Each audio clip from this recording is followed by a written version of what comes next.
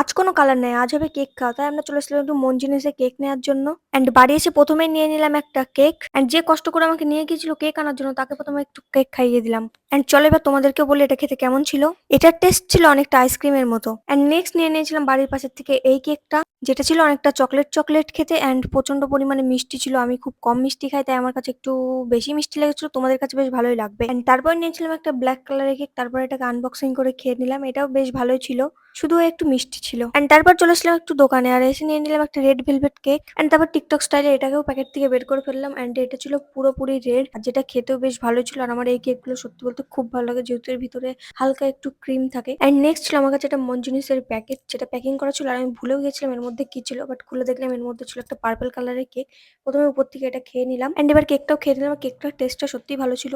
And তোমরা সবাই comment করো কারণ আমি এবার নামের লেটার দিয়ে খাবার খাবো। তো আজকের জন্য টাটা, দেখা হবে নেক্সট ভিডিওয়, বাই।